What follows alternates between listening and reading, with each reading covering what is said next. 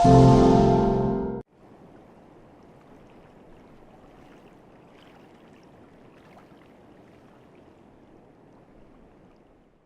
you given thought to what it is that the U.S. government's response to your conduct is in terms of what they might say about you, how they might try to depict you?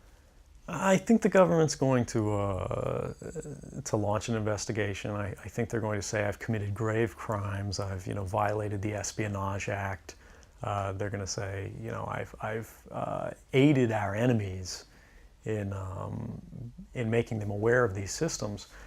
But that argument can be made against anybody who reveals information that points out mass surveillance systems, because fundamentally they apply equally to ourselves as they do to our enemies. When you decided to enter this world, did you do so with the intention of weaseling your way in and becoming a mole so that you could one day undermine it with disclosures, or what was your perspective and mindset about it at the time that you first sort of got into this whole realm? No, I joined the intelligence community when I was very young, sort of the government as a whole. I enlisted in the Army shortly after the invasion of Iraq, and I believed in the goodness of what we were doing. I believed in the nobility of our intentions to free oppressed people overseas. But over time, over the length of my career, as I watched the news and I increasingly was exposed to true information that had not been propagandized in the media,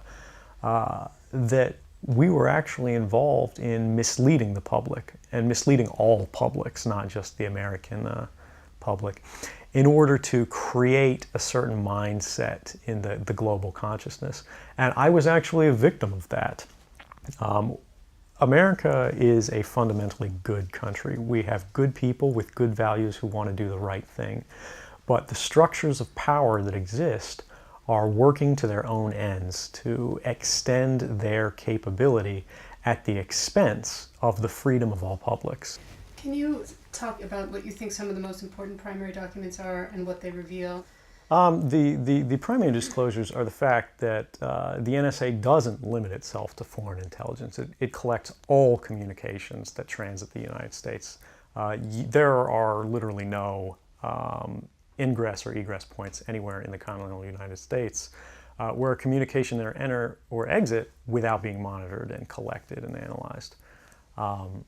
The Verizon document speaks highly to this because it literally lays out they're using an authority that was intended to be used to seek warrants against individuals, and they're applying it to the whole of society by basically subverting a corporate partnership through major telecommunications providers, and they're getting everyone's calls, everyone's call records, and everyone's internet traffic as well.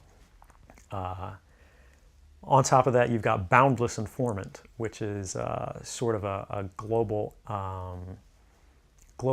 auditing system for the NSA's intercept and collection system that lets us track how much we're collecting, where we're collecting, by which authorities, and so forth. The NSA lied about the existence of this tool to Congress and to specific congressmen in response to previous inquiries about their surveillance activities. Beyond that, we've got PRISM, which is a demonstration of how the U.S. government co-opts U.S. corporate power to its own ends.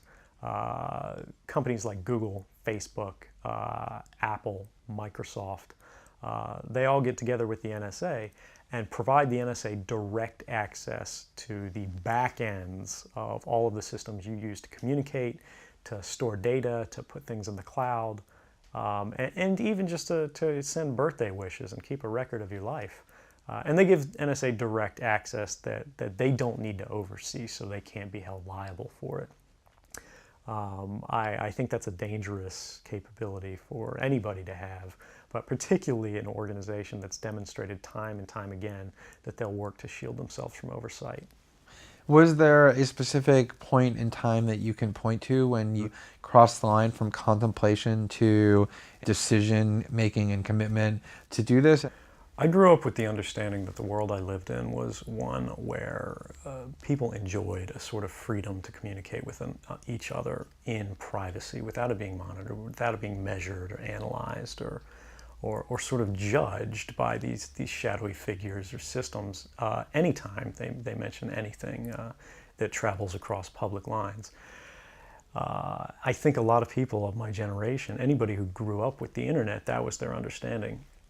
As we've seen the internet and government's relation to the internet evolve over time, we've seen that sort of open debate, that free market of ideas, sort of lose its domain and be shrunk. But what is it about that set of developments that makes them sufficiently menacing or threatening to you that you are willing to risk what you've risked in order to fight them? I don't want to live in a world where everything that I say, everything I do, everyone I talk to, every expression of creativity or love or friendship is recorded. And that's not something I'm willing to support. It's not something I'm willing to build. And it's not something I'm willing to live under. So I think anyone who opposes that sort of world has an obligation to act in the way they can.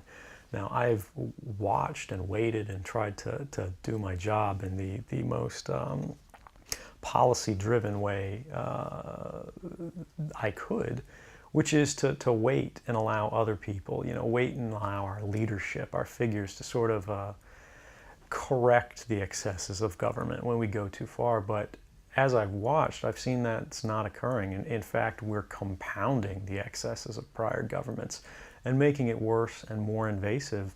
And no one is really standing to stop it.